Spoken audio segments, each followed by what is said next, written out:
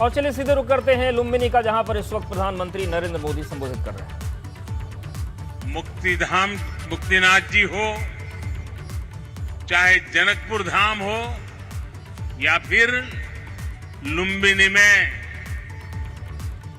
जब जब नेपाल आता, नेपाल अपने आध्यात्मिक आशीर्वाद से मुझे कृतार्थ करता है।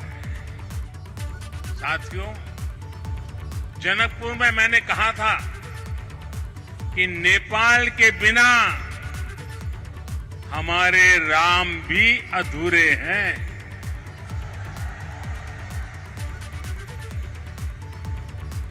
मुझे पता है कि आज जब भारत में भगवान श्री राम का भव्य मंदिर बन रहा है, तो नेपाल के लोग भी उतना ही खुशी महसूस कर रहे हैं। साथियों, नेपाल यानी दुनिया के सबसे ऊंचे पर्वत सागर माथा का देश। नेपाल यानी दुनिया के अनेक पवित्र तीर्थों, मंदिरों और मठों का देश। नेपाल यानी दुनिया की प्राचीन सभ्यता, संस्कृति को सहेज कर रखने वाला देश। नेपाल आउँदा मलाई कुनै राजनीतिक भ्रमण भन्दा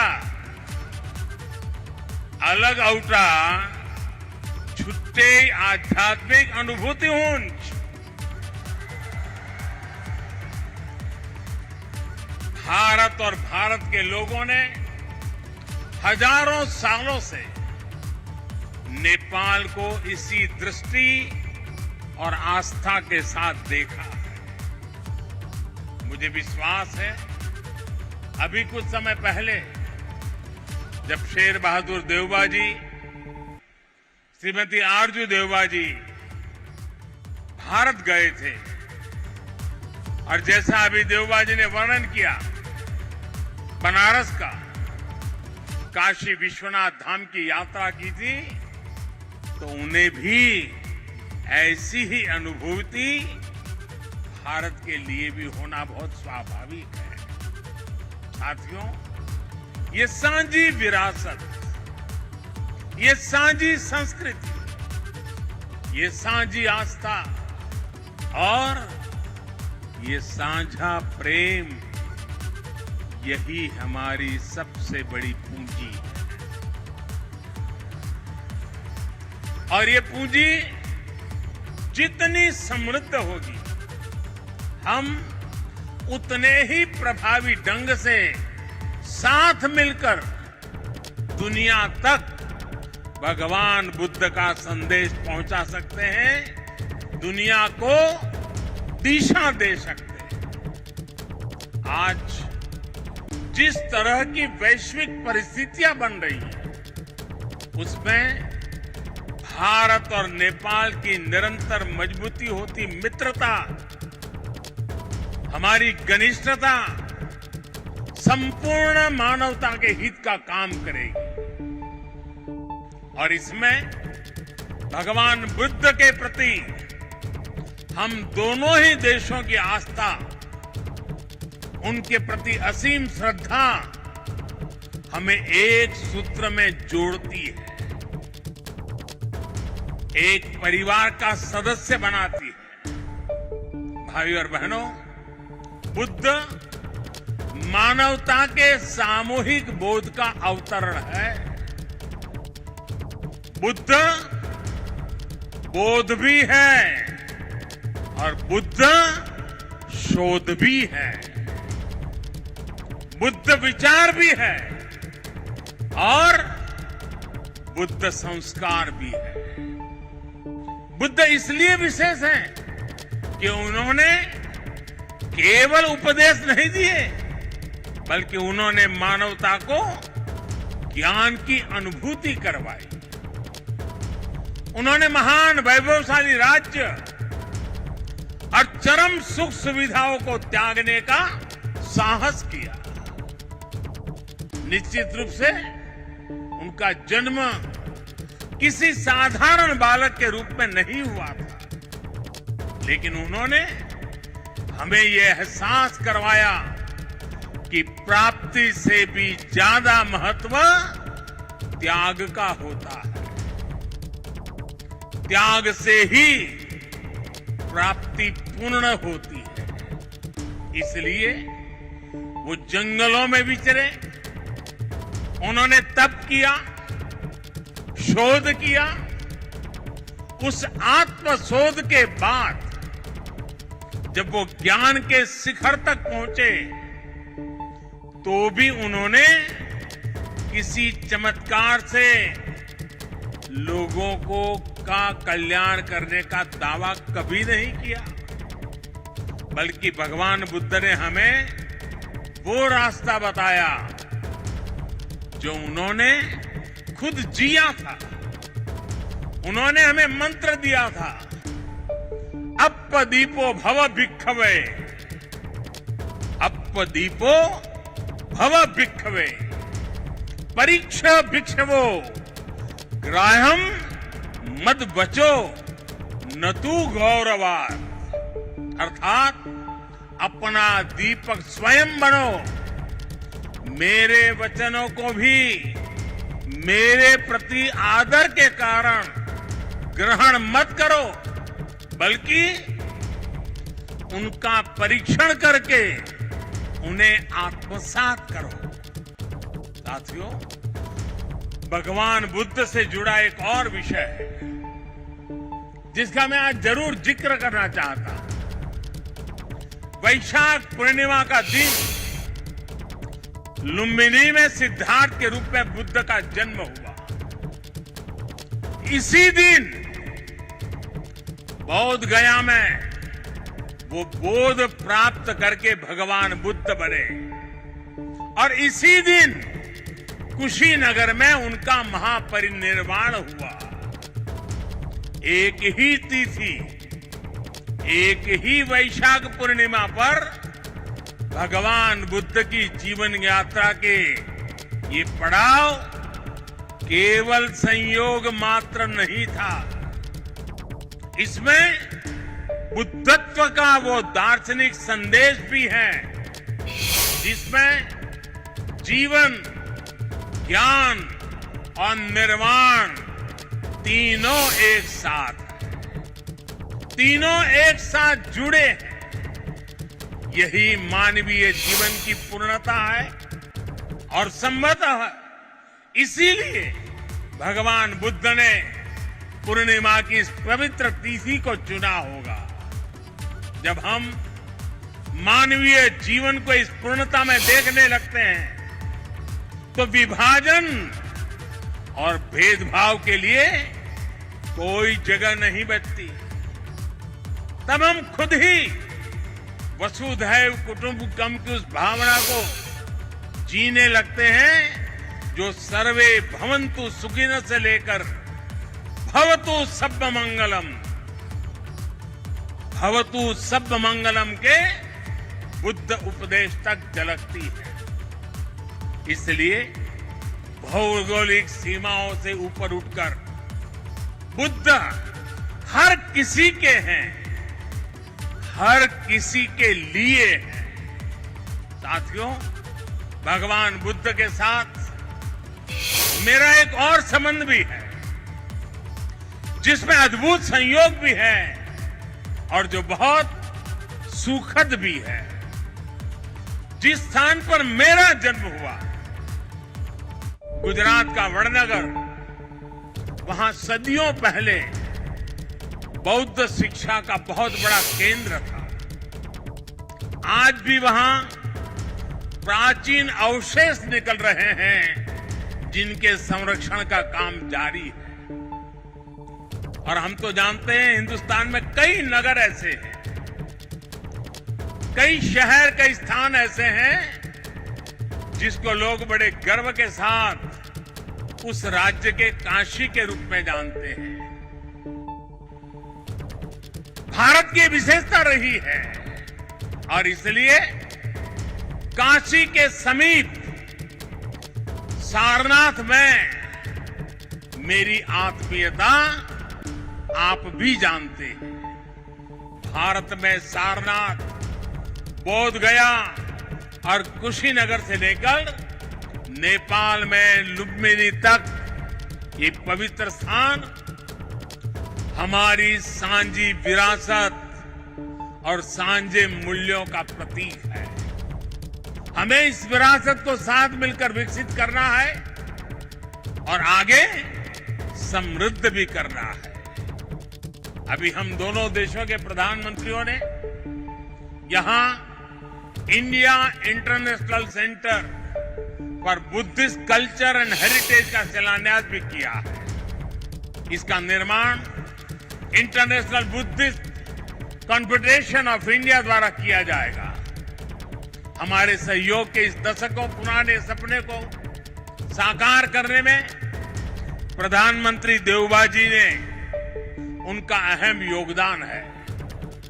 लुम्बिनी डेवलपमेंट ट्रस्ट के अध्यक्ष के रूप में उन्होंने इंटरनेशनल बुद्धिस्ट कॉन्फेडरेशन को इसके लिए जमीन देने का निर्णय लिया था और अब इस प्रोजेक्ट को पूरा करने में भी उनकी ओर से पूरा सहयोग किया जा रहा है। इसके लिए हम सभी हृदय से उनके आभारी हैं। मुझे खुशी है कि नेपाल सरकार बुद्ध सर्किट और लुम्बिनी के विकास के सभी प्रयासों को सहयोग दे रही है। विकास की सभी संभावनाओं को भी साकार कर रही है। नेपाल में लुम्बिनी म्यूजियम का निर्माण भी दोनों देशों के साझा सहयोग का उदाहरण है। और आज हमने लुम्बिनी बुद्धिस्ट यूनिवर्सिटी में doctor Baba Saheb Ambedkar chair for Buddhist studies स्थापित करने का भी निर्णय लिया। साथियों, भारत और नेपाल के अनेक तीर्थों ने सदियों से सभ्यता, संस्कृति और ज्ञान की विशाल परंपरा को गति दी है। आज भी इन तीर्थों में पूरी दुनिया से लाखों श्रद्धालु हर साल आते हैं। हमें भविष्य में अपने इन प्रयासों को और गति देनी होगी। हमारी सरकारों ने भैरवा और सोनौली में इंटीग्रेटेड चेक पोस्ट बनाने जैसे फैसले भी लिए हैं। इसका काम भी शुरू हो गया है। ये पोस्ट बनने के बाद बॉर्डर पर लोगों के आवागमन के लिए सुविधा बढ़ेगी। भारत आने वाले इंटरनेशनल टूरिस्ट ज्यादा आसानी से नेपाल आ सकेंगे। साथ ही इससे व्यापार और जरूरी चीजों के ट्रांसपोर्टेशन को भी गति मिलेगी। भारत और नेपाल दोनों ही देशों के बीच मिलकर के काम करने के लिए ऐसी अपार संभावनाएं हैं। हमारे इन प्रयासों का लाभ दोनों देशों के नागरिकों को मिलेगा। साथियों, भारत और नेपाल बीच को संबंध हिमालय जस्ते अटल छे। हिमालय जति के पुरानो छे। हमें अपने इन स्वाभाविक और नैसर्गिक रिश्तों को हिमालय जितनी ही नई ऊंचाई भी देनी है। खान पान, गीत संगीत, पर्व त्योहार और रीति रिवाजों से लेकर पारिवारिक संबंधों तक जिन रिश्तों को हमने हजारों सालों तक जिया है, हम उन्हें साइंस, टेक्नोलॉजी और इंफ्रास्ट्रक्चर जैसे नए क्षेत्रों से भी जोड़ना है। मुझे संतोष है कि इस दिशा में भारत नेपाल के साथ कंधे से कंधा मिलाकर काम कर रहा है। Lumbini Buddhist university, Kathmandu university और त्रिभुवन यूनिवर्सिटी में भारत का सहयोग और प्रयास इसके बड़े उदाहरण हैं। मैं इस क्षेत्र में अपने आपसी सहयोग के विस्तार के लिए और भी कई बड़ी संभावनाएं देखता हूं। हम इन संभावनाओं को और भारत नेपाल के सपनों को साथ मिलकर साकार करेंगे। हमारे सक्षम युवा सफलता के शिखर पर बढ़ते हुए पूरी दुनिया में बुद्ध की शिक्षाओं के संदेशवाहक बनेंगे। साथियों, भगवान बुद्ध का कथन है, सुप्प बुद्धम प्रवज्जन्ति सदा गौतम सावका एसम दिवाचरत्तो च भावनाए रतो मनो। अर्थात जो हमेशा मैत्री भावना में, सद्भावना में लगे रहते हैं, गौतम के वे अनुयायी हमेशा जागृत रहते हैं। यानी वही बुद्ध के वास्तविक अनुयायी हैं। इसी भाव को लेकर आज हमें पूरी मानवता के लिए काम करना है। इसी भाव को लेकर हमें संसार में मैत्री भाव को मजबूत करना है। भारत र नेपाल बीच को मित्रता ले यस मानवीय संकल्प लाई पूरा गर्न यसै गरी मिलेर काम गरी हने कुरामा मलाई पूर्ण विश्वास है। इसी भावना के साथ आप सभी को एक बार फिर से वैशाख पूर्णिमा की अनेक अनेक शुभकामनाएं। नमो बुद्धाय, नमो बुद्धाय, नमो बुद्धाय।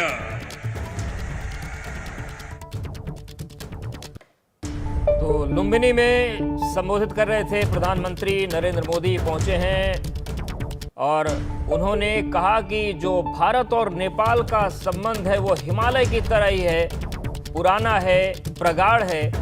और बुद्ध को लेकर उन्होंने कहा कि बुद्ध बोध भी हैं, बुद्ध शोध भी हैं। और चाहे जन्म की बात करें, चाहे ज्ञान की बात करें या चाहे महापरिनिर्वाण की बात करें, एक ही तिथि चुनी उन्होंने। और प्रधानमंत्री ने यह भी कहा कि जहां पर मेरा जन्म हुआ वो पहले से ही सदियों से बुद्ध शिक्षा का बड़ा केंद्र है। लुम्बिनी म्यूजियम का निर्माण दोनों देश मिलकर करेंगे। और पीएम मोदी का नेपाल का जो दौरा है उसमें कई महत्वपूर्ण बातें उन्होंने कही। उन्होंने कहा कि अयोध्या में राम मंदिर बनने से नेपाल के लोग भी खुश हैं। बुद्ध मानवता के सामूहिक बोध का अवतरण है, बुद्ध बोध भी हैं, शोध भी हैं। और उन्होंने बताया कि किस तरीके से जो भगवान बुद्ध के विचार हैं, जो संस्कार हैं, उससे मानव को प्रेरणा मिलती है। उन्होंने बताया कि चाहे वो कुशीनगर हो या चाहे सारनाथ हो, उनको बहुत प्रिय है। देखिए तस्वीरें भी हम आपको दिखा रहे हैं।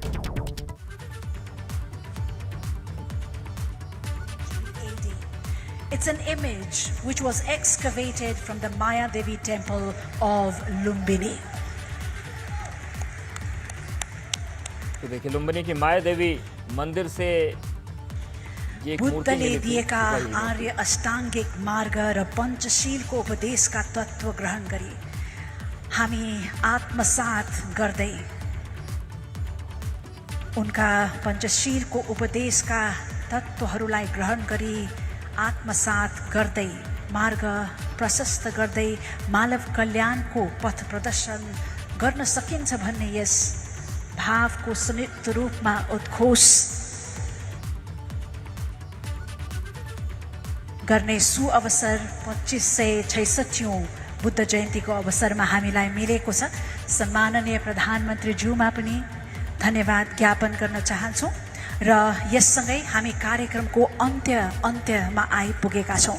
आज विशिष्ट अतिथिज्यूहरूको यो गरिमामय उपस्थितिले लुम्बिनीलाई मात्र होइन, समस्त भारत नेपालका सम्पूर्ण देशवासीहरूको लागि र विश्वभरि शान्ति सन्देश र बुद्धत्वको यो सन्देश उद्घोष भएको छ। लुम्बिनी बुद्ध भूमि, भगवान बुद्ध के जन्मस्थल लुम्बिनी पहुंचे हैं ज्ञापन गरिदिनु हुनुको लागि और र यस 25 कई महत्वपूर्ण बातें उन्होंने कही बुद्ध के संदेश को लेकर, भारत नेपाल के संबंधों को लेकर।